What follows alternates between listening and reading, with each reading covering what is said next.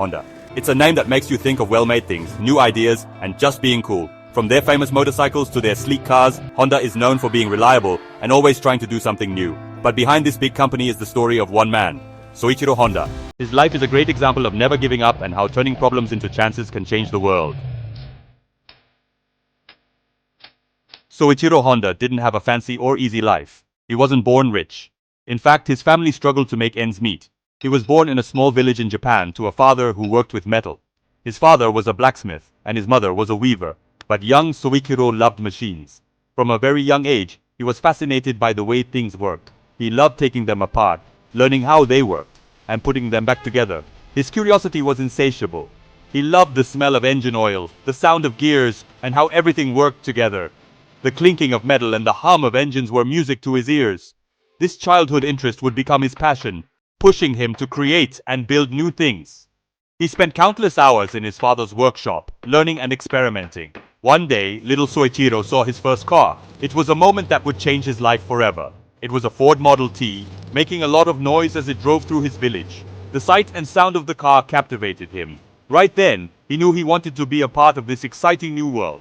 The car represented more than just a machine. It was a symbol of innovation and progress. This wasn't just a way to get around. It was a gateway to new possibilities and adventures.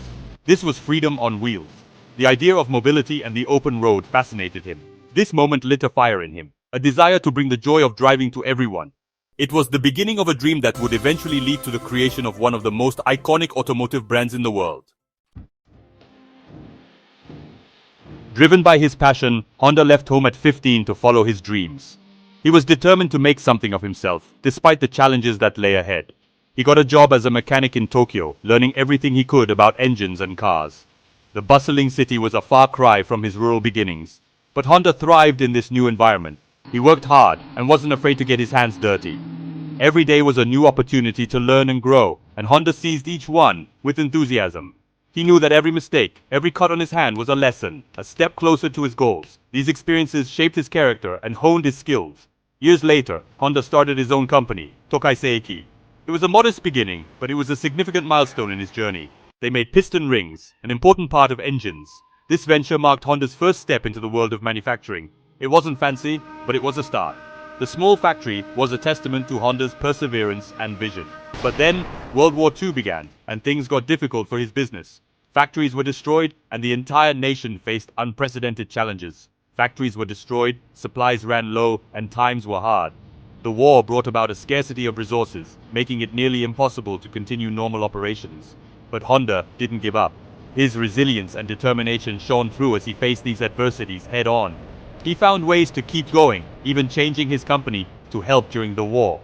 Honda's ability to adapt and innovate ensured that his dream stayed alive, even in the toughest of times.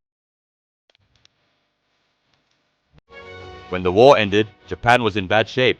The cities were in ruins, the economy was shattered, and the people were struggling to find hope amidst the devastation.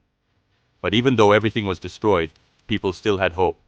They began to rebuild their lives, brick by brick, with a determination that was nothing short of inspiring.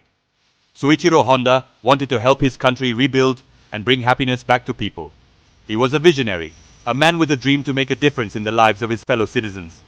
He saw that people needed affordable and dependable transportation, and he knew just what to do. Bicycles were common, but they required effort and energy that many people didn't have. In 1948, the Honda Motor Company was born. It was a small start, but it was filled with big dreams and aspirations. Honda's first product wasn't a car, but a bicycle with a motor. This innovative idea was a game changer for many. The Honda Model A, with its small, efficient engine, became very popular in Japan. It was a symbol of ingenuity and resilience. People liked how simple, affordable, and reliable it was. It was a product that met their needs perfectly during those challenging times. It gave them a feeling of freedom when they needed it most. The ability to move around easily brought a sense of normalcy and joy back into their lives. But it was the Honda Super Cub, a new kind of motorcycle that would make Honda famous. This was more than just a vehicle. It was a revolution in personal transportation. The Super Cub was light, easy to ride, and looked cool. It appealed to a wide range of people, from young adventurers to everyday commuters. It became popular all over the world, selling over 100 million units and changing how people travel. The Honda Super Cub wasn't just a motorcycle. It was a cultural icon that brought freedom and mobility to millions.